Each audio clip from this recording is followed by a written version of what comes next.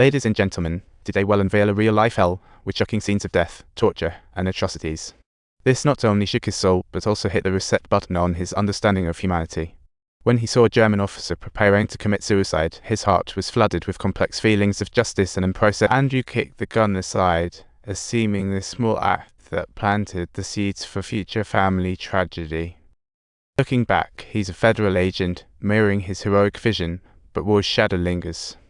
He developed severe PTSD, practically using vodka and work as his means of endless self-numbing. In his avoidance, Andrew overlooked his son's worsening bipolar disorder until his wife discovered his hidden stash of booze and utterly lost it, setting their house on fire. The fire forced the family into a nightmare, and Andrew naively thought moving would reset their lives. But suddenly, the unexpected hit a room meant for laughter, now silent. His wife stood in the yard, drenched and hollow-eyed, and Andrew tried to ask, "Where did the kids go?" Subtitles. Her response made him break out in a cold sweat, with his eyes landing on the 3 tiny corpses floating in the center of the yard. Andrew's expression bore not only shock and sorrow, but deep guilt, as deep down he knew he could have prevented this. But he chose to flee, ultimately pulling the gun in overwhelming pain and anger, as the film masked it with a muffled gunshot.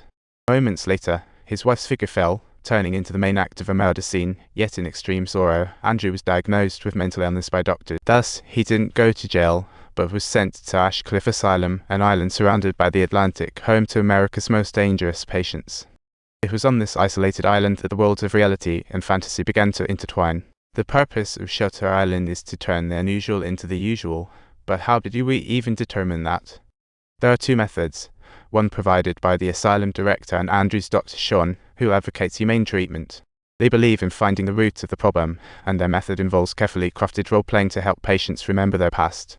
With this exploration, they aim to help patients rediscover themselves and ultimately find their true selves. A tough journey. They respect the integrity of the patient's personality, giving them the opportunity to face the truth and make choices. On the other hand, there's the traditional biomedical approach led by Dr. Nang, who sees mental illness merely as a malfunction of the brain. In his view, eliminating symptoms equals healing, yet patients are just brain machines, with problems merely being brain dysfunction. He advocates for drug control and electrotherapy, eventually even lobotomy, which effectively eliminates the symptoms at the cost of the patient's personality. This means wiping out all memories of mental patients, letting them rebuild themselves a direct yet amusing way.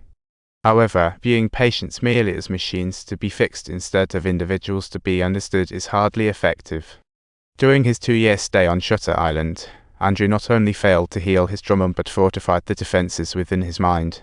The storms on the island became the starting point of his mania, and his combat skills from the battlefield made him the most troublesome patient in the hospital. To escape reality, Andrew buried his true self and constructed a complete persona of the federal agent Teddy.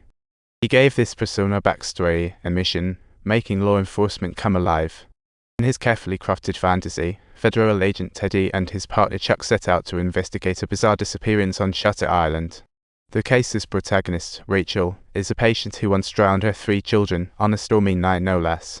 She mysteriously vanished from room 67, leaving no trace. This setup is undoubtedly a projection of Andrew's subconscious.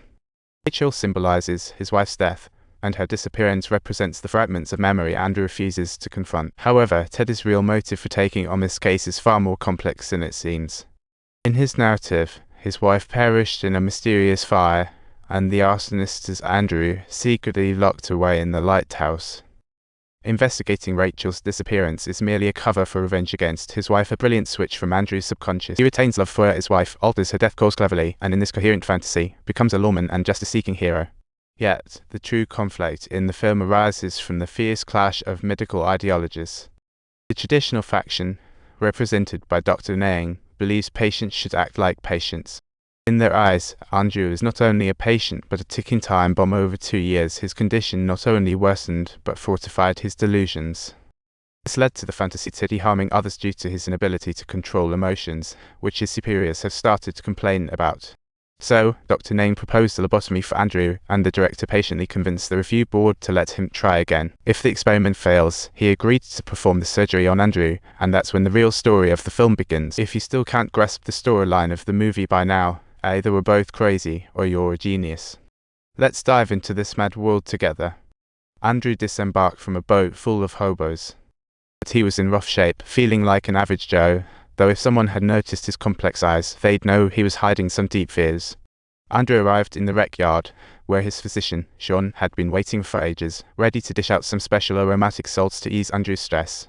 These salts contained a hefty dose of green pills, a go-to for treating schizophrenia. If Andrew skipped it, he might just lose it completely. From the film, we see Sean always carries such salts. Then, they introduced themselves, their first meeting despite being partners. In the director's script, Sean played a rookie detective, while Andrew was the real star to Shutter Island. If you found this content interesting, don't forget to hit that subscribe button, as well deliver more exciting stories.